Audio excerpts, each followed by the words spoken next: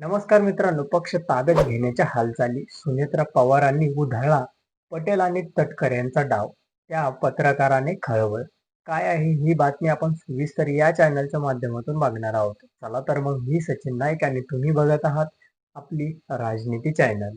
राष्ट्रवादी काँग्रेस शरदचंद्र पवार पक्षाचे आमदार रोहित पवार यांनी पत्रकार परिषद घेत राष्ट्रवादी अजित पवार गटाचे नेते प्रफुल्ल पटेल आणि सुनील तटकरे यांच्या विरोधात अत्यंत खळबळजनक आरोप केला आहे. दोन्ही नेत्यांचा राष्ट्रवादी काँग्रेस पक्ष ताब्यात घेण्याचा प्रयत्न केला होता, त्याबाबत निवडणूक आयोगाला पत्रही लिहिलं होतं, असा आरोप रोहित पवारांनी केला आहे. शिवाय त्यांनी पियुष गोयल यांच्या विधानाचा उल्लेख करत पटेल तटकरेंवर निशाणा साधला आहे. रोहित पवार पत्रकार परिषदेत म्हणाले की अजित पवारांच्या निधनानंतर 28 जानेवारी 2026 ला अवघ्या 18व्या दिवशी म्हणजेच 26 फेब्रुवारी 2026 रोजी प्रफुल्ल पटेल आणि सुनील तटकरे आणि ब्रिजमोहन श्रीवास्तव यांनी निवडणूक आयोगाला एक पत्र दिलं.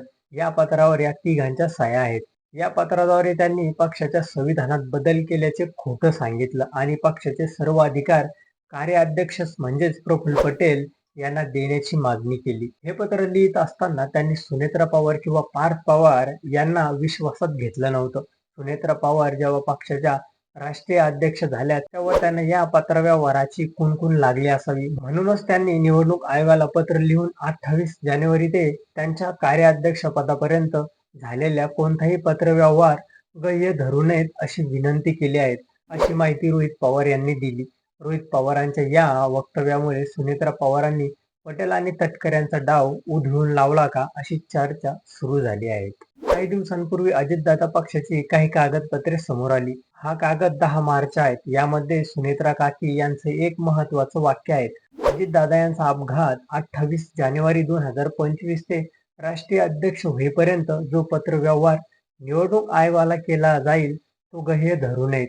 26 फेब्रुवारीला एक पत्र अजितदादा पक्षाचे निवडणूक आयोगाला देण्यात आले होते. त्यात सह्या प्रफुल्ल पटेल तटकरे यांच्या आहेत, ज्यामध्ये लिहिलं होतं की आमचा पक्षाचा कॉन्स्टिट्यूशन बदललेला आहे. जर पक्षाला राष्ट्रीय अध्यक्ष नसेल तर नॅशनल वर्किंग प्रेसिडेंट म्हणजे कार्यकारी अध्यक्ष ताकद असेल, असं या पत्रात म्हटलं गेलं होतं. सर्व नियम हे घेतील असं या पत्रात म्हटलं. कोण होतो national working president? Praful Patel होते.